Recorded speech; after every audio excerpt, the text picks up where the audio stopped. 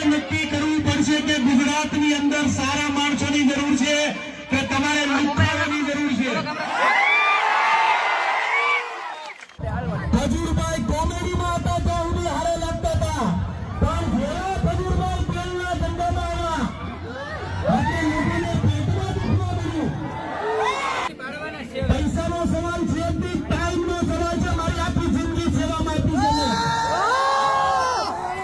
નતર કરોડો રૂપિયા છે લોકો પાસે, પણ કોઈ એક સંદાસ નથી બનાવીને દેતું।